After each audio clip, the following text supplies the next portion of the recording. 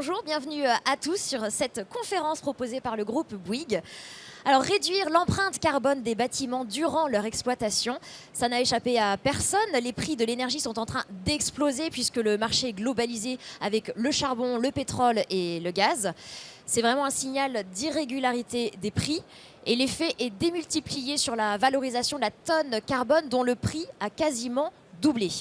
À l'heure où le gouvernement renforce drastiquement les mesures pour la rénovation énergétique et les logements notamment, les promoteurs, investisseurs et les collectivités ont besoin d'appui et d'innovation majeure de la part du secteur du bâtiment pour assurer la transition énergétique et la mobilité décarbonée. Alors, comment rendre un immeuble autonome dans sa consommation et favoriser l'électromobilité des habitants ? Comment mesurer de façon spécifique cette empreinte carbone pour savoir où la réduire? Et toutes ces données, comment les rendre intelligentes? Ce sont les réponses que vont nous apporter nos intervenants. Nous avons Roselyne Legrand, directrice Auvergne-Rhône-Alpes chez Link City par Bouygues Construction. À vos côtés, donc, Patrice Rismondo, cofondateur et directeur général chez Smalt, qui était anciennement Wizom Connected. Nous avons Guillaume Parisot, président d'Aveltis. Et enfin, Christophe Mayen, directeur du pôle mobilité, transport, Bouygues Énergie et Services. Alors, pour qu'on comprenne bien la mission de chacune de vos entités, je vais vous demander de nous la présenter de façon très concise. On démarre avec vous, Roselyne. Alors, merci, bonjour. Donc, Link City, c'est le développeur immobilier de Bouygues Construction. Développeur immobilier, ça veut dire que nous sommes maîtres d'ouvrage et donc responsables d'une programmation qui réponde au mieux aux besoins d'un territoire et de ses citoyens, la qualité d'usage. Et puis lié à une entreprise de construction, ça veut dire en particulier qu'on s'appuie beaucoup sur son ingénierie et sur sa recherche et développement pour mettre en œuvre les innovations qui sont développées. Merci Roselyne. Alors Patrice, vous du côté de chez Smalt. Oui, bonjour à tous. Donc Smalt est une jeune filiale de Bouygues Construction qui est dédiée à la transition numérique des bâtiments. Et donc nous proposons une offre clé en main pour instrumenter les ouvrages, venir récupérer les données des actionneurs, les stocker sur une plateforme digitale que l'on développe en propre également, et puis ensuite proposer des services à valeur ajoutée basés sur cette infrastructure, leurs données et la plateforme digitale. Voilà les 3 maillons de Smalt. Très bien, merci Patrice. De votre côté, Guillaume, pour Aveltis, quelle est la principale mission d'Aveltis ? Oui, bonjour à toutes et à tous. Donc Aveltis, en fait, c'est un opérateur de bâtiments tertiaires, c'est-à-dire que nous fournissons l'ensemble des services aux bâtiments, des services techniques. On reviendra évidemment sur la performance énergétique et le carbone, jusqu'à des services à destination des collaborateurs. C'est-à-dire là, on va plutôt parler de conciergerie d'entreprise, de fitness et de tous ces services-là. Et notre marque de fabrique, c'est de faire tout ça dans le cadre d'un engagement de résultat. C'est-à-dire qu'on s'engage hier sur la performance énergétique et on va en reparler aujourd'hui sur la performance carbone des bâtiments que nous exploitons. Merci Guillaume. Et puis donc Christophe Mayen pour le pôle mobilité et transport chez Bouygues Énergie et Services. Alors, bonjour à toutes et à tous. Dans le pôle mobilité de Bouygues Énergie Services, nous travaillons sur toute la thématique de la mobilité décarbonée, que ce soit pour construire des infrastructures plutôt électriques d'ailleurs, pour tout type de transport, donc pour les trains bien évidemment, pour les métros, les tramways, les bus, les téléphériques urbains, les bus à haut niveau de service, qu'ils soient électriques ou hydrogène. Tout ça dans un objectif bien entendu d'aider nos clients à pousser de plus en plus cette thématique de mobilité décarbonée. Voilà. Parfait, merci à tous les quatre pour cette présentation concise pour vous permettre de bien cibler le champ d'action de ces entités. Alors chacun d'entre nous à titre personnel et professionnel est encouragé depuis déjà des années à réduire son empreinte carbone. Aujourd'hui évidemment c'est plus qu'urgent. On en parle pourtant depuis tellement longtemps, c'est vrai, mais dans le secteur du bâtiment, dont l'impact sur le climat vient majoritairement des anciens bâtiments en cours d'exploitation, où est-ce qu'on en est, Guillaume ? Alors oui, effectivement, quelques mots d'actualité ou d'état des lieux. Moi, je voudrais revenir sur l'épisode qu'on vient de passer, l'épisode Covid. Alors, je l'ai mis, j'ai mis justement au passé. J'espère que c'est vraiment le cas. On verra. Vous savez, pendant les périodes de crise, souvent les entreprises se ressentent, on dit, sur leur core business, sur vraiment leur cœur de métier. Et en fait, ce qu'on a pu constater pendant cette période-là, c'est que toutes les thématiques de développement durable, d'engagement socialement responsable, d'investissement ISR toutes ces thématiques-là ont eu une résilience énorme, voire même ont été renforcées pendant la crise. Et ça, c'est un message extrêmement fort. C'est-à-dire qu'on sent dans tout ce secteur, effectivement, qui a un poids important, que ce soit en énergie, en carbone, en déchets, eh bien, tout le secteur du bâtiment et tous les investissements qui sont fléchés vers le bâtiment sont vraiment en train de prendre une composante majeure de développement durable et de prendre vraiment le carbone. Il y a des annonces quasiment tous les jours d'acteurs qui visent la neutralité carbone à plus ou moins court terme. Est-ce que la hausse des prix dont je parlais en introduction est pour vous conjoncturelle ? Alors, il y a un élément conjoncturel qui est effectivement le redémarrage de l'activité qui fait exploser les prix, comme on le disait. Effectivement, la tonne de CO2 est passée de 30 € en début d'année. Là, on dépasse les 60 aujourd'hui, donc on a plus que doublé. C'est vrai aussi, le prix de l'essence, on le constate à la pompe, n'a jamais été aussi élevé. En tout cas, si on revient même 10 ans en arrière, la dernière pic, c'était en 2013. Là, on vient de le dépasser. Donc on sent qu'il y a un élément très clair qui est lié à la conjoncture, au redémarrage de l'ensemble de l'économie. Néanmoins, il y a quelque chose qui est beaucoup plus structurel. Effectivement, c'est cette rareté des matières premières. Et puis une prise de conscience, je pense, si on zoome sur la partie carbone, une prime de conscience qu'on doit absolument considérer les externalités des activités qu'on fait et qu'on doit à chaque fois se poser la question, pas seulement de ce que ça va générer en termes de profit, mais quelle est l'empreinte carbone, parce que c'est la meilleure garantie d'avoir une empreinte carbone faible qu'on a une activité qui sera résiliente sur le long terme. Merci. Alors on va voir du côté du bâtiment, du logement avec Roselyne chez Link City. Quel est l'état des lieux que vous faites sur l'impact carbone des bâtiments ? Alors aujourd'hui, l'impact carbone d'un bâtiment, c'est à peu près, pour un bâtiment neuf, c'est à peu près 1 tonne par mètre carré pour la construction. On est à 1,5 tonne si on rajoute 50 années d'exploitation dans ces émissions. On est à entre 3 et 5 tonnes si on y ajoute les déplacements des utilisateurs de ces bâtiments. Donc l'ambition de Link City, c'est de réduire de 40% les émissions de carbone tout au long du cycle de vie de nos projets. Donc en phase construction, mais aussi pendant l'exploitation. C'est réduire de 40% entre 2019 et 2030. Et c'est également de contribuer à réduire les émissions carbone liées à la mobilité de 30%. Très bien. Il y a la mobilité. Du coup, je vais rebondir vers Christophe. Quel est l'état des lieux, vous, que vous pouvez faire côté de la mobilité ? Alors, je crois que tu avais une slide pour moi. Tout à fait. Voilà. Voilà. Voilà. Donc juste, merci Nathalie.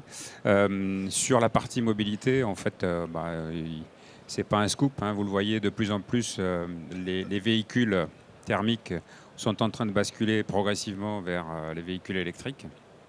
Alors on est loin de la parité, puisque si vous voulez, on a à peu près 30 millions de véhicules aujourd'hui qui circulent dans le pays et on va atteindre 500 000 véhicules électriques si on considère les purs électriques et les hybrides rechargeables à la fin de l'année. Donc on est encore très loin de la parité, mais il faut quand même noter que les pouvoirs publics, et notamment au niveau européen, sont très incitatifs sur l'arrêt de ces véhicules thermiques, puisque récemment, au 14 juillet de cette année, comme un clin d'œil, la Commission européenne a poussé une proposition de loi pour que les véhicules thermiques soient définitivement interdits à la vente en 2035. Donc 2035, c'est pas si loin. Et quand on regarde, vous le voyez sur le graphique ici, l'évolution des ventes des véhicules électriques qui deviennent chaque année de plus en plus importants, on peut effectivement nourrir beaucoup d'espoir là-dessus.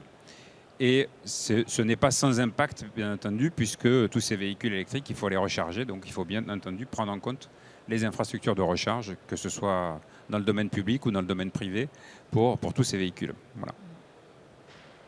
Alors, en termes d'usage, juste pour illustrer mon dernier propos, c'est vrai que quand on regarde, la révolution porte sur le fait qu'on va gérer sa voiture électrique comme on gère son smartphone aujourd'hui en matière de recharge, plutôt que comme on gère son véhicule thermique. C'est-à-dire que quand vous allez avoir besoin de vous recharger, bien vous n'allez pas attendre d'être complètement à sec, comme vous pouvez le faire sur votre voiture thermique, mais plutôt essayer de ce qu'on appelle biberonner, c'est-à-dire trouver une infrastructure qui puisse vous permettre de vous recharger exactement comme votre téléphone, quand comme moi, en milieu de journée, vous êtes pratiquement déjà déchargé. Ce qu'on remarque, c'est que 80% donc, de cette recharge va plutôt s'effectuer dans le domaine privé ou en entreprise, et seulement 20% sur la partie publique, voire sur les grands axes de déplacement comme les autoroutes. Voilà. Merci pour ce constat illustré. Alors, je vais me tourner vers vous, Patrice, du côté de chez Smalt. Quel est l'état des lieux que vous faites sur l'empreinte carbone des bâtiments ? Oui, Du coup, moi je vais parler de ce que je connais essentiellement, c'est le monitoring et le pilotage des bâtiments. Et force est de reconnaître qu'aujourd'hui, les bâtiments neufs que l'on réalise et les bâtiments anciens sont très peu équipés avec des systèmes qui permettent de mesurer les consommations énergétiques et encore moins l'impact carbone des usages du bâtiment. On pense en tout cas chez Smalt que l'on peut agir sur quelque chose qu'on mesure et qu'on connaît. Et donc un premier axe serait finalement de mieux équiper les bâtiments et de les équiper de systèmes de comptage d'une part, mais également des systèmes qui permettent d'agir dessus. C'est un peu l'analogie avec, j'aime bien faire l'analogie avec les automobiles. Si vous voulez, aujourd'hui, vous avez dans toutes les voitures un compteur qui permet de savoir ce que vous consommez. Et grâce à cela, on arrive à avoir des conduites de plus en plus sobres.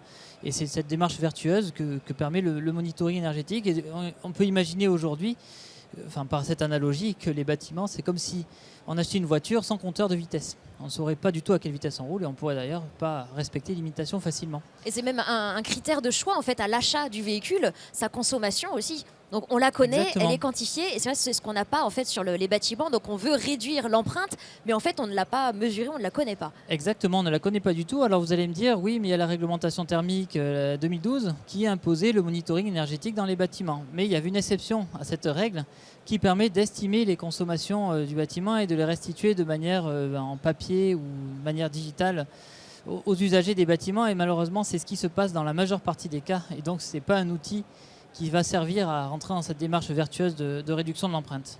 Alors vous nous dites Patrice que la plupart des bâtiments, même neufs, ne sont pas équipés pour mesurer l'impact carbone de leur utilisation, malgré donc ce décret éco-énergie tertiaire qui impose aux propriétaires et locataires de diminuer leur conso de 40% d'ici 2030. Oui, alors je vais nuancer un tout petit peu ce que j'ai dit. Ah. Les bâtiments tertiaires sont nettement mieux équipés que les bâtiments de logement quand même. Voilà, donc il y a quand même des systèmes de monitoring. Mais vous travaillez sûrement dans des bureaux. Je ne suis pas sûr que chacun d'entre vous sache combien son bâtiment consomme et génère de CO2. Ça m'étonnerait. Donc aujourd'hui, cette information est mesurée, elle reste souvent dans une armoire électrique, voire même dans le local gestion technique du bâtiment, de la GTB, mais ce n'est pas forcément restitué aux utilisateurs derrière. Donc encore un travail à faire. Encore du travail à faire et puis on peut deviner évidemment la principale raison du fait que ce ne soit pas encore assez déployé. Installer un compteur carbone a certainement un coût qui freinait jusqu'ici la démarche. Alors juste avant qu'on parle des solutions, si on veut que ces solutions elles soient adoptées, il est quand même primordial de savoir en quoi est-ce qu'aujourd'hui les promoteurs et les investisseurs, ils ont tout intérêt à mettre en œuvre le comptage carbone dans leurs bâtiments, à les rendre autonomes, à favoriser l'électromobilité dans leur conception. Roselyne, peut-être, vous pouvez nous éclairer là-dessus? Oui, effectivement, on le fait de plus en plus souvent sur nos projets parce que, ce que je vous disais tout à l'heure, on prend des engagements de réduction des émissions carbone de nos bâtiments. Pour ça, on accompagne de plus en plus les utilisateurs dans les premières années de vie des bâtiments. Et donc, on a besoin de cette mesure, d'une part pour vérifier que les engagements qu'on avait pris en phase étude s'avèrent bien dans la pratique, et puis d'autre part pour accompagner les utilisateurs et leur donner les bons conseils et inciter au bon comportement. Merci. Est-ce que vous vouliez compléter peut-être sur cette partie, Guillaume? Oui, sur la partie carbone, en fait, il n'y a pas de compteur carbone, malheureusement. C'est-à-dire qu'on peut compter quelque chose et le convertir en carbone. Ça, on sait faire. Il suffit de trouver les bons coefficients de multiplicatifs. Mais donc, ça veut dire que si on veut appréhender l'aspect carbone, il faut comptabiliser l'ensemble de ce qui contribue à un bilan carbone. Et un bilan carbone, en fait, c'est très, très vaste. La première chose, on va parler énergie, mais pas que. En fait, toute activité humaine se traduit en carbone. Et en fait, donc, une des difficultés qu'on a, c'est d'équiper les bâtiments avec des compteurs qui permettent de mesurer ce qui se passe dans le bâtiment et pas que l'énergie. Et après, effectivement, avoir ces paramètres qui permettent de multiplier et de convertir en carbone. Et après, la restituer effectivement à l'utilisateur. Et là aussi, 1 kWh, vous savez à peu près ce que c'est. Vous avez l'habitude de voir des factures d'énergie. 1 tonne de carbone, ça parle un peu moins à tout à chacun. Et donc, il y a aussi des notions de pédagogie à avoir par rapport à ce bilan carbone. Exactement, la pédagogie, toujours important. De votre côté, Patrice, pour pouvoir inciter l'intérêt, donc ces promoteurs à investir dans ces bâtiments, dans ces solutions en tout cas. Eh bien, c'est une bonne question. Alors, je ne suis pas promoteur moi-même, donc je suis moyennement légitime pour en parler, mais je peux vous livrer quelques sentiments si vous voulez. Donc, notamment le fait qu'on a l'impression que les usagers des bâtiments sont de plus en plus sensibles à ça. Aussi bien en tertiaire qu'en logement, il y a une forme d'acculturation de la société qui a dû avoir lieu, mais on sent que les gens sont sensibles à ça.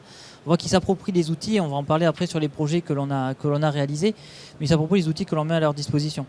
Le deuxième, c'est il y a de plus en plus aussi de politiques, d'aménageurs, de mairies, municipalités, collectivités qui mettent dans les cahiers des charges d'aménagement. Donc si vous voulez construire un bâtiment dans une ZAC, quelque part, il y a des engagements parfois qui sont à prendre en termes d'instrumentation des bâtiments ou de respect d'un certain niveau de consommation et par ricochet d'émissions carbone.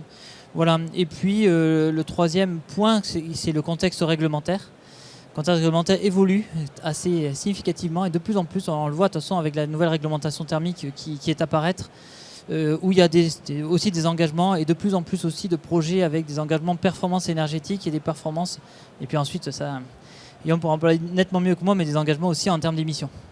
Alors on va voir justement concrètement comment est-ce qu'on peut mettre en action la réduction de l'impact carbone de l'exploitation d'un bâtiment. On sait que le groupe Bouygues peut agir sur la conception et la construction, mais ensuite un grand pas reste à faire sur ce qu'il se passe pendant la vie des bâtiments.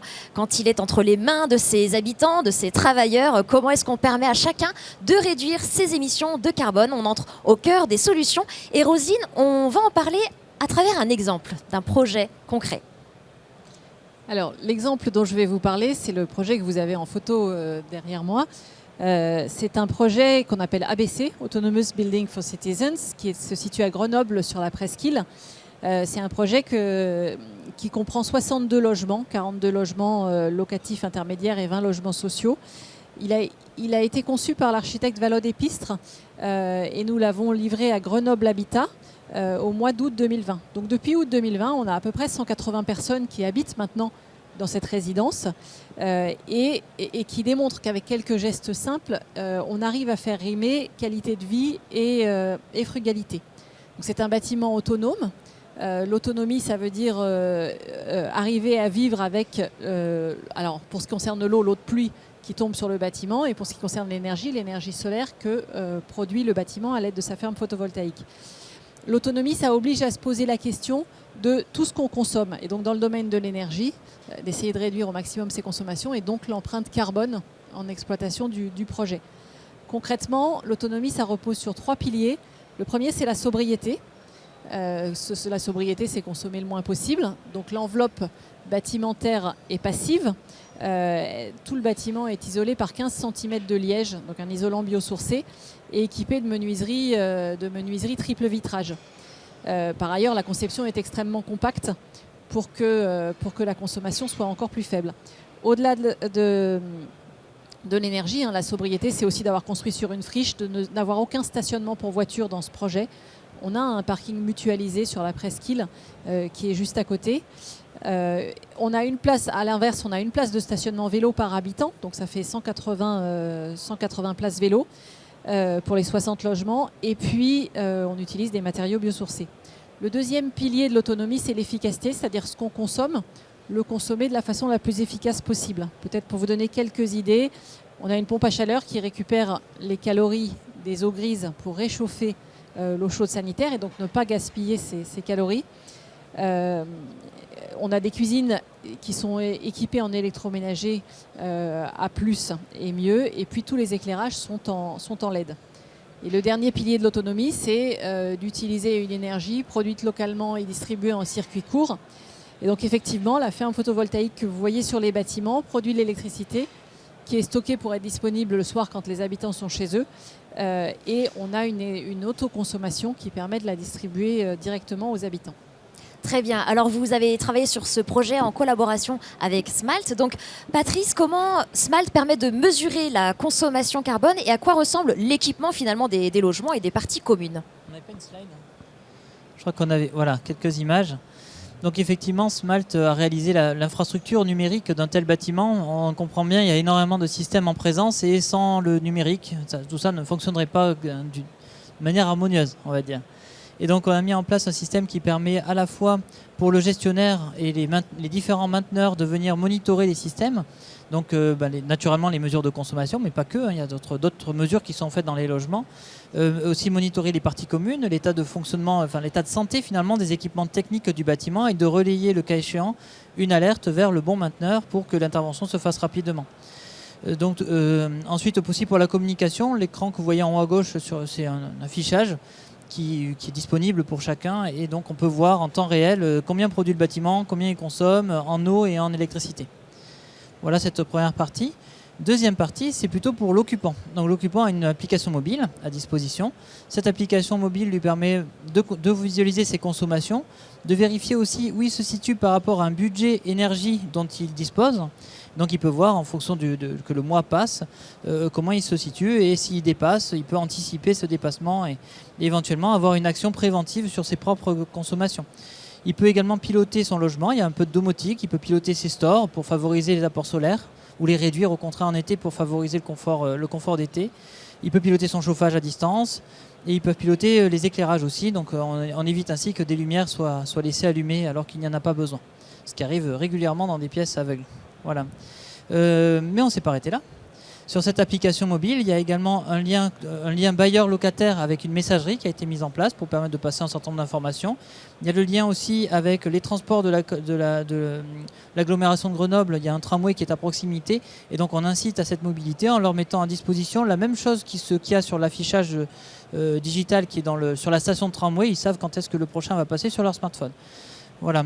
Et puis les actualités municipales également. C'est déjà utilisé cette application ? Elle est utilisée aujourd'hui, d'après les derniers chiffres que j'ai, il y a 80% des gens qui l'utilisent régulièrement. Voilà, donc c'est un outil qui est rentré pour certaines personnes d'ailleurs dans un usage quotidien, voire multi-quotidien. Ils l'utilisent tout le temps. Et ensuite, en termes de volume aussi, de données collectées sur ça pour les analyses qui sont faites ensuite, parce que le but est de savoir si les promesses sont tenues. Donc on est à plus de 8 millions de données collectées, ce qui représente un volume significatif. Et ça sert justement pour faire des retours d'expérience et imaginer d'autres immeubles ABC demain. On va en parler tout à l'heure effectivement de cette récolte des données et comment est-ce qu'on les exploite. Alors vous avez parlé qu'à travers cette application Smalt, vous permettez aussi de favoriser la mobilité responsable des habitants d'un bâtiment. Donc concernant les véhicules, des synergies nouvelles sont en plein développement. Christophe, de quel service peut-on disposer aujourd'hui ? Alors j'ai choisi deux exemples pour vous illustrer ces nouveaux services. Il y en a bien d'autres. Je vais très rapidement évoquer le smart charging, bien entendu, de façon à, si vous imaginez, mettre plein de voitures électriques qui viennent se recharger au même moment dans un bâtiment. Il faut mettre un peu d'intelligence pour éviter de tout faire sauter. Donc ça, ce sont des technos qui sont aujourd'hui extrêmement communes et bien déployées. Peut-être un peu plus prospectif, vous avez les sujets, ce qu'on appelle des véhicules to grid, tel que l'illustre ce schéma.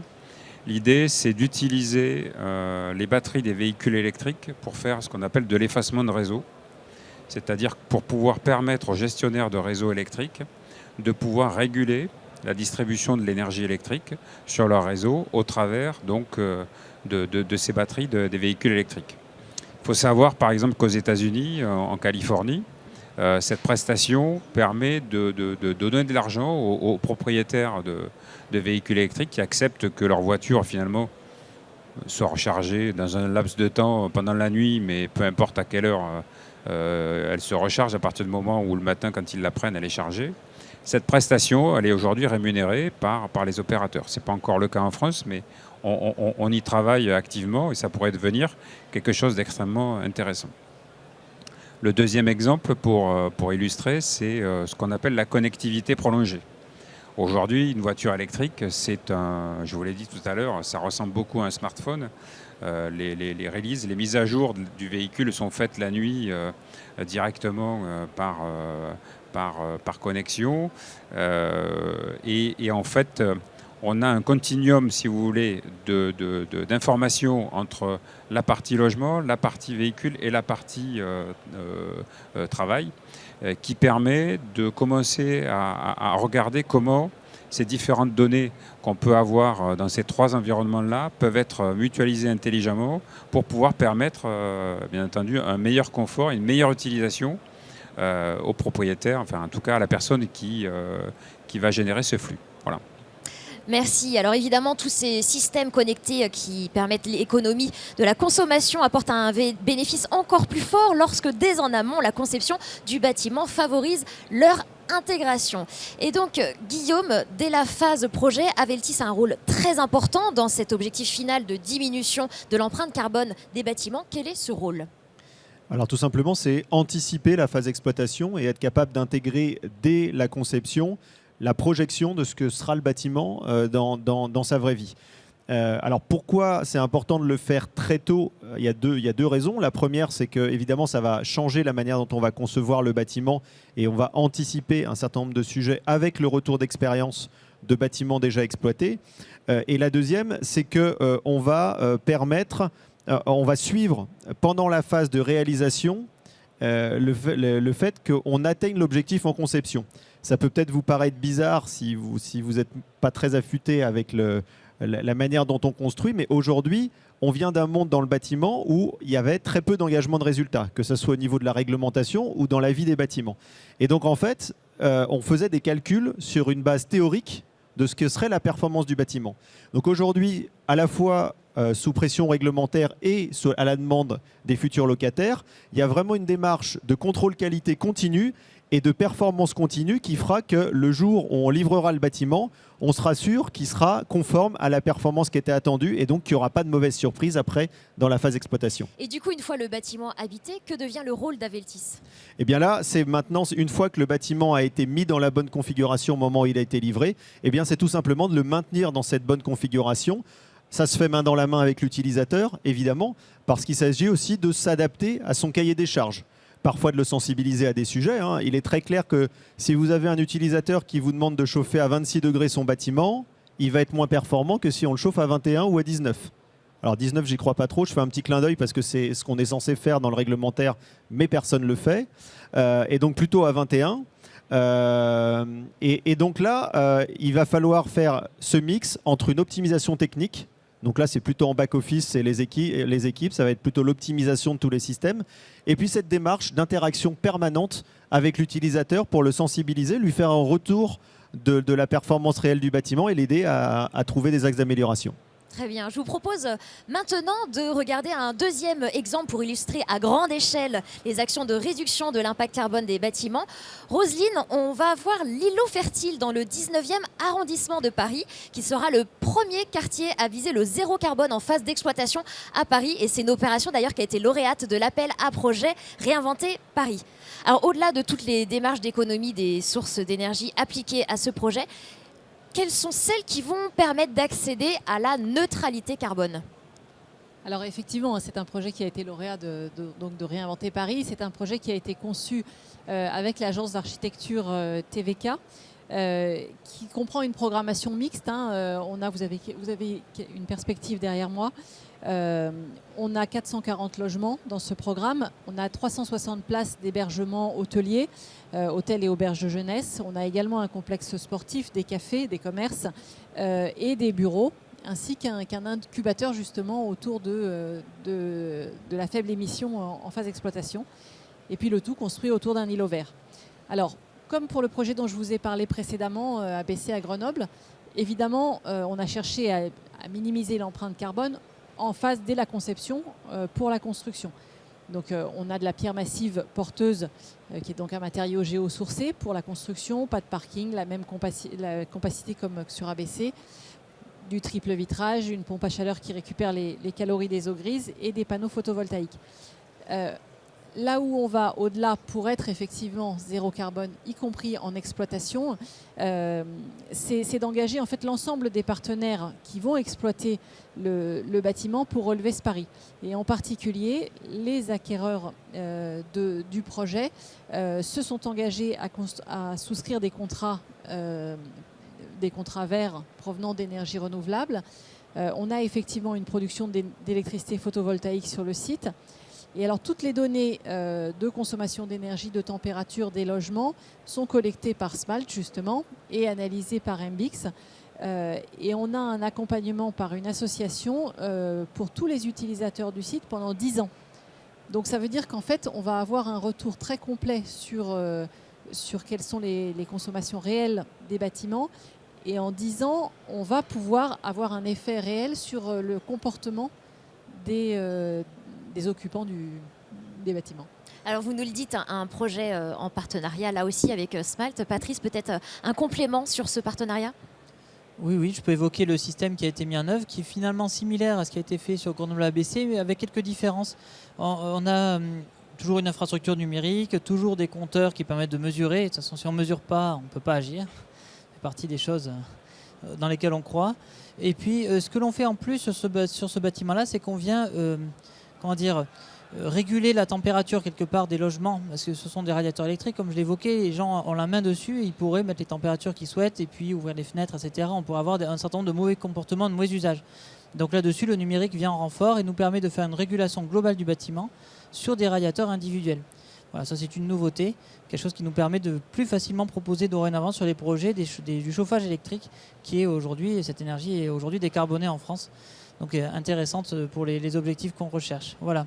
Toujours les mêmes histoires de récupération de données. La différence aussi avec ABC, c'est MBix, Rosine l'a évoqué, qui est opérateur du quartier, si je ne me trompe pas, pour venir agréger tout cela et faire en sorte que la production, la consommation, les véhicules, tout cela fonctionne bien ensemble. Voilà.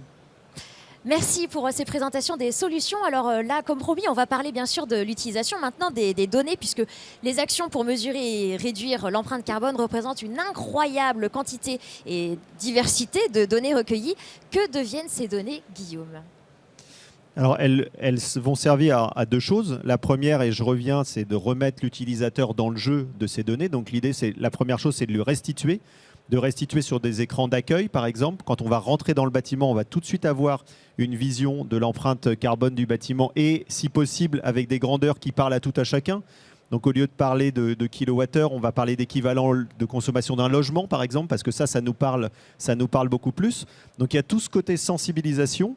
Et puis après, il y a une partie un peu plus technique qui va être le côté optimisation, sur lequel, nous, notre métier, vous l'avez compris, c'est de piloter le bâtiment. Donc, on l'a modélisé. Et l'idée, c'est en temps réel de savoir si on est bien en phase avec cette modélisation et si on s'écarte de cette configuration, bien remettre le bâtiment dans l'épure. Et puis, on est en 2021. On utilise aussi l'intelligence artificielle. Donc, on a des algorithmes qui vont apprendre comment le bâtiment se comporte, non pas sur des modélisations théoriques, mais avec les vraies données du terrain et essayer de prédire le comportement du bâtiment. Et ce qui est vraiment intéressant, c'est que au départ, l'algorithme, il commence. C'est comme un enfant qui commence à faire ses premiers gestes. Donc, il n'est pas très bon au départ, l'algorithme auto-apprenant. Il est moins bon que nos algorithmes théoriques. Et puis, à un moment donné, il apprend, il se rapproche. Et puis, à un moment donné, l'élève dépasse le maître. Et c'est finalement l'algorithme auto-apprenant qui commence à mieux prévoir ce qui va se passer sur le bâtiment. Et donc, dans ce cas-là, on change notre modélisation, on change notre fusil d'épaule et on fait confiance aux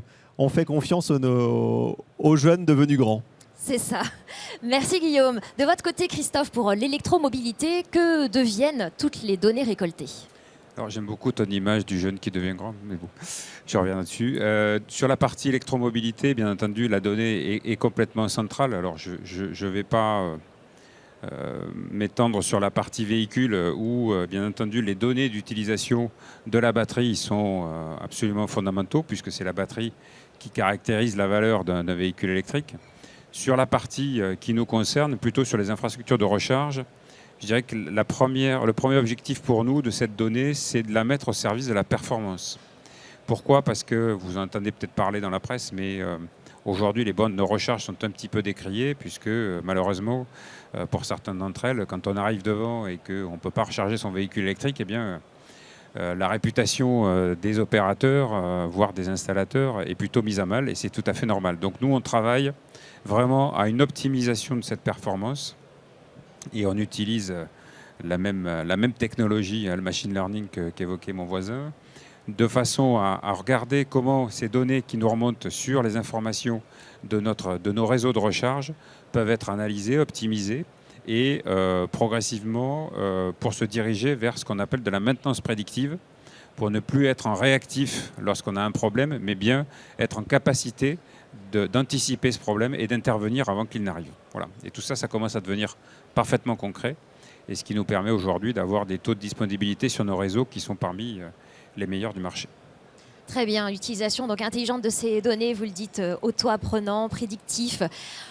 Peut-être que vous avez un mot à rajouter, Patrice. Je vous surprends là tout d'un coup, mais sur l'utilisation de ces données recueillies. Oui, effectivement. Alors, tout à l'heure, j'ai évoqué qu'on collectait énormément de données. Naturellement, on fait ça dans le strict respect de la réglementation sur les données personnelles. Et donc, Smalt aujourd'hui n'a pas forcément vocation d'ailleurs à exploiter les données lui-même finalement. Donc, c'est presque une chaîne que l'on voit complémentaire avec différents maillons. Donc, les données que l'on met à disposition, on les met à disposition d'autres pour qu'eux-mêmes proposent un service. Et notamment, voilà, Aveltis avec l'engagement sur la consommation de carbone, BIS pour la partie gestion des bandes de recharge, etc. Voilà. On peut éventuellement compléter par ça. Merci beaucoup, Patrice. Alors, vous allez pouvoir poser toutes les questions que vous souhaitez. Juste avant ça, on va faire un exercice maintenant, un exercice qui est très compliqué. Je vais vous demander chacun, en une ou deux phrases, de résumer en fait les messages clés qu'on a dit durant cette conférence. C'est tout simplement parce qu'en fait, on va faire une vidéo de 3 minutes qui sera diffusée sur tous les réseaux sociaux pour ceux qui n'ont pas suivi cette conférence, que ça leur donne envie d'en savoir plus, évidemment. Donc là, c'est un défi assez complexe, je le sais, de dire les choses de façon concise. Donc, en une ou deux phrases, résumer l'essentiel à retenir de ce que vous nous avez dit pour répondre à cette question: comment exploiter les bâtiments pour diminuer leur empreinte carbone? On démarre avec vous, Roselyne Legrand, pour Link City. Alors, pour diminuer effectivement l'empreinte carbone des bâtiments, il faut commencer à y travailler dès la conception. Sur des constructions neuves moins carbonées, avec du bois ou d'autres matériaux biosourcés, du béton bas carbone sur lequel on travaille en partenariat avec des fabricants, faire de la réhabilitation évidemment dès que c'est possible, et puis prendre cette habitude de réemployer des matériaux. Et puis ensuite en exploitation, c'est évidemment faire des projets qui sont les plus sobres et les plus efficaces possibles, développer l'utilisation d'énergie renouvelable au sein de ces bâtiments, et puis ensuite travailler effectivement sur les données et avec les utilisateurs. Merci. Et Patrice Rismondo, qu'est-ce qu'on peut dire en quelques mots pour les bâtiments connectés avec Smalt? Voilà, alors nous croyons que pour diminuer l'empreinte carbone, il faut commencer par mesurer, et nous croyons qu'on peut agir que sur ce qu'on sait mesurer. Donc d'une part, et puis d'autre part, une fois qu'on a acquis un certain nombre de données et de résultats, on va pouvoir agir également sur les bâtiments. Les infrastructures numériques, l'outil numérique est une chance pour cela. Et Smalt est un acteur spécialisé là-dedans, dans la réalisation de la transition numérique des bâtiments, et accompagne ses clients pour cela. Merci Patrice. Guillaume Parisot pour les contrats de performance bas carbone Aveltis. Alors l'empreinte carbone a cela de plus intéressant que l'énergie, que c'est beaucoup plus large, puisque toute activité finalement a une empreinte carbone. Et donc, ce qu'il s'agit maintenant, l'enjeu, c'est de pouvoir passer de contrats de performance énergétique à des contrats de performance carbone, c'est-à-dire en mesurant l'ensemble des paramètres qui vont faire l'empreinte carbone d'un bâtiment, et c'est ce qu'Aveltis propose aujourd'hui. Merci Guillaume. Et enfin donc Christophe Mayen pour la mobilité, le transport et l'électromobilité. Alors aujourd'hui, 70% des émissions de CO2 concernent l'immobilier et la mobilité. Donc déjà, considérer les deux ensemble est une première avancée. Et puis, si vous êtes intéressé à regarder tout ce qu'on propose en solutions concrètes pour une mobilité décarbonée, bien venez nous voir. Merci. Merci à tous les quatre. Alors, c'est à vous maintenant, si vous avez des questions, n'hésitez pas. On va d'ailleurs pouvoir vous passer un micro ou vous levez juste la main si vous avez des questions à poser sur toutes ces solutions pour la diminution de l'empreinte carbone lors de l'exploitation des bâtiments. Alors oui, une question pour madame, s'il vous plaît.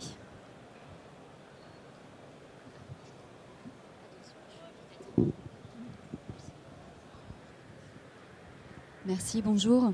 Bonjour. Alors, merci et bravo pour la présentation de ce projet. Moi, j'avais une curiosité autour du bilan carbone de ce projet par rapport à des programmes équivalents en taille, par exemple, et sur un territoire similaire, avec des usages similaires, du coup. Donc là, on parle du projet à Grenoble, le projet ABC, de voir les résultats. Est-ce qu'on a des chiffres déjà? Est-ce qu'on a quelque chose pour comparer? Alors, en fait, on n'a pas encore le recul suffisant. On a livré le bâtiment l'été dernier. Et donc là, l'engagement, hein, c'est d'être autonome en eau et en énergie à hauteur d'environ 70%. Alors, on a eu, alors là, je vous parle de l'eau, mais sur l'eau, une phase de mise en route. On récupère l'eau de pluie, hein, qu'on sert dans les logements. Donc, on a une phase de récupération de l'eau de pluie, de son traitement, mais de test pour obtenir une autorisation préfectorale, ensuite de l'envoyer en toute sécurité dans les logements. Voilà, sur l'énergie, c'est la même chose. On récupère l'énergie solaire qu'on stocke dans des batteries et qu'on envoie dans les logements. Donc en une année, on n'a pas encore le recul suffisant pour vous dire à quel taux d'autonomie on est.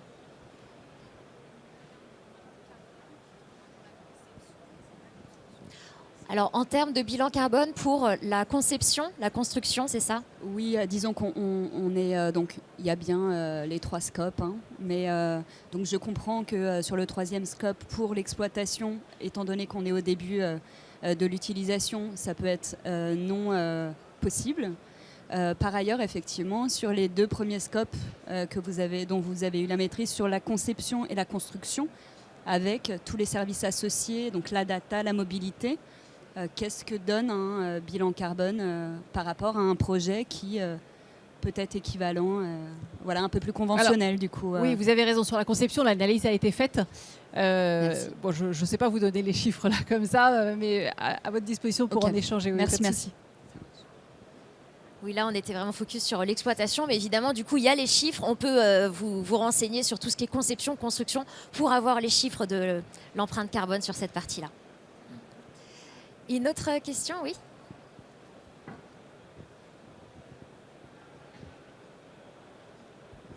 Bonjour, merci pour ces présentations extrêmement claires. Qui faut-il rencontrer quand on a des solutions déjà existantes, parce qu'on est des startups innovantes? Qui faut-il contacter à la fois pour la partie construction et puis la partie électromobilité? Alors, la partie électromobilité, c'est facile, c'est moi. Donc voilà. Pour la partie construction, peut-être venez nous voir sur le stand Bouygues et puis on vous donnera tous les contacts qui vont bien. Hein. J'ai affiché d'ailleurs justement là vos coordonnées. Donc n'hésitez pas à prendre note ou à prendre une capture écran pour les coordonnées de nos 4 intervenants ainsi que leur email pour pouvoir poursuivre les échanges. Est-ce qu'on a une autre question peut-être? Bon, écoutez, merci. Moi aussi, je vous remercie beaucoup pour cette présentation. Évidemment, les échanges continuent sur le stand de Bouygues dans ce hall-là, en allée J178.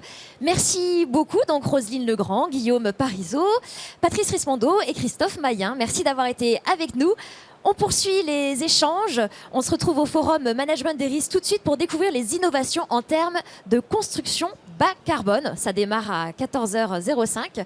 Merci à tous et bon après-midi.